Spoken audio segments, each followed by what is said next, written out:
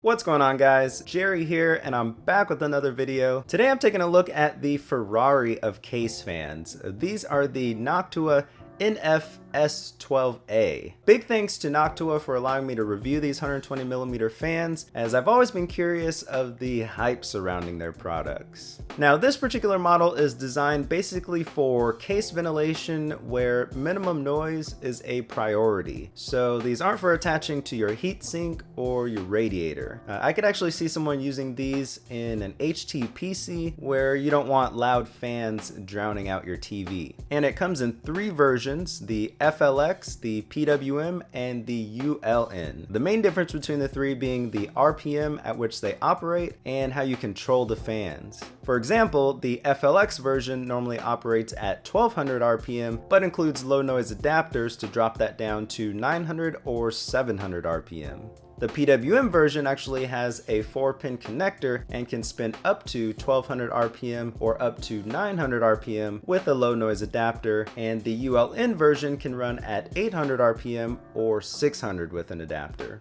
Now, each of these fans feature crazy technology in terms of their overall design. I'll put a link in the description to the Noctua page where you can read more in depth about it, but basically you get things like anti-stall knobs, an AAO frame, and a stepped inlet design, among many other things. Now, one thing I like about these fans is you get a healthy dose of accessories. This alone makes these fans worth it in my opinion, but each fan came with a low noise adapter, an extension cable, a 3-pin to Molex adapter, screws, and anti-vibration mounts. The PWM version even came with a Y splitter. Also, to keep down on the noise, each fan comes with anti-vibration pads. You can't claim to have silent fans if you don't have these or the anti-vibration mounts. I don't care how quiet your blade design is if you don't include something to combat vibration. So after I was done gawking at the fancy packaging, the 6-year warranty, and the overall awesome construction of these fans, I decided to finally install them in my rig. And since I don't have the biggest case, I decided to install just 2 of them. I went with the FLX version for my rear exhaust so that I could have some options if it was too loud for my taste, and then the ULN version for my intake fan just to add a little bit of airflow to my case. So the install is pretty straightforward, but those anti-vibration mounts were a pain to install in tight spaces because you basically have to mount the fan first and then pull them through the holes. So if there's not a lot of pulling room, it can get frustrating really fast. And I was really looking forward to throwing a Noctua fan on my Hyper 212 Evo and seeing what kind of temperature drops I was going to get, but there's actually different models for that. The NF-P12 and the NF-F12. Those are the 2 that you want if you're looking to install Noctua fans on your radiator or heatsink.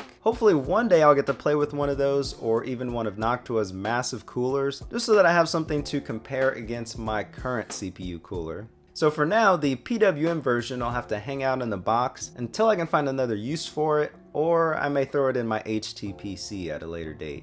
So now that I've got these fans finally installed, let's just listen to how quiet the system is altogether.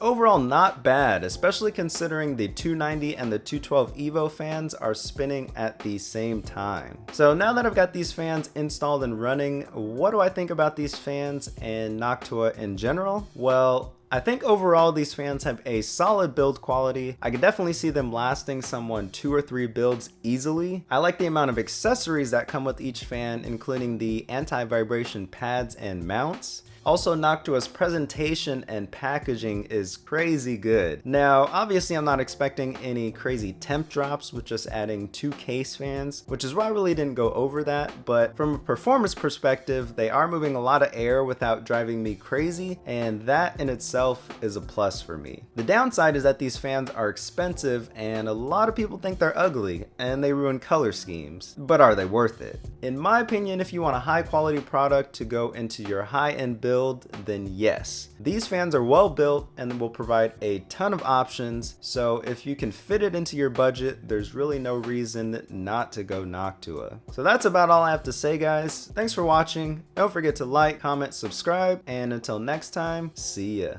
A tactile feedback, and they're also loud and clicky, as you can hear.